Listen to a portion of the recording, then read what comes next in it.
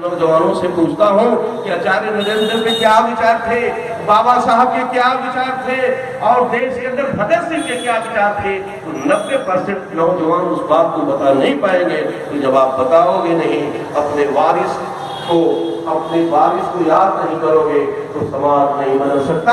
इसलिए डेमोक्रेसी की पुकार है, इस देश के अंदर लोकतांत्रिक आंदोलन होना चाहिए, हमें संवैधानिक अधिकार है। अभी मैंने देखा अखबार में आनंद तेलतुंबड़े जो बाबा साहब के नाती के दामाद हैं, जो IIT के प्रोफेसर हैं, और उनको 3 साल जेल में उनको रखा गया। क्यों रख गया? इसलिए कि उनके नाम के आगे कामरेड लिखा हुआ था, इसलिए IIT के प्रोफेसर को जेल में रख दिया गया। आज वर्तमान के अंदर जिस तरीके से लोकतंत्र की हत्या हो रही है, जिस तरीके से जनता के जवाब पर उनके ताले लगाए जा रहे हैं, ये साबित कर रहा है देश के अंदर लोकतंत्र नहीं बचेगा। इसलिए लोकतंत्र को चाहने वाले लोगों को इस लोकतंत्र के लिए लड़ना पड़ेगा, आगे खड़ा होना पड़ेगा, तब ये लोकतंत्र बचेगा।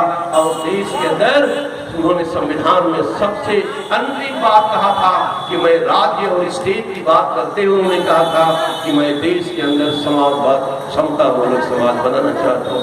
आइए, अगर इस देश के अंदर समतामूलक समाज नहीं बना है, अगर इस देश के अंदर विषमता बढ़ रही है, देश की सारी संपत्ति किसानों को कारपोरेट के हवाले कर रहे, देश के अंदर 70 लोग ऐसे हैं जो 90% पूंजी उनके हाथ में है, 10% पे तो बैठे हुए जो बहुजन समाज है उनके हाथ में है।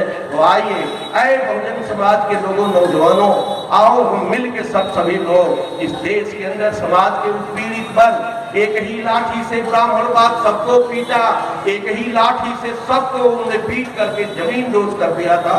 इसलिए ऐ बहुजन समाज के लोगों, आपको खड़ा होना पड़ेगा और लड़ करके ही समाज में आप जीत सकते हैं, बिना लड़े मिल नहीं सकता है। इसलिए बाबा साहब जीवन भर लड़ते रहे। और अंतिम बात मैं कहना चाहता हूँ, बाबा साहब ने जनता की कसौटी पर कभी समझौता नहीं किया, जनता के हितों के लिए उन्होंने राजगद्दी को नहीं लिया और उन्होंने इस्तीफा दे दिया। जब देश के अंदर राज्य और अल्पसंख्यक, उन्होंने एक संविधान लिखा और देश के अंदर हिंदू कोड बिल लिख करके दे रहे हैं, जब मंजूर नहीं हुआ तो कहा कि मुझे मंत्री पद भी मंजूर नहीं है। इसलिए कि डॉक्टर अंबेडकर अपने वसूलों के साथ समझौता नहीं करते हैं।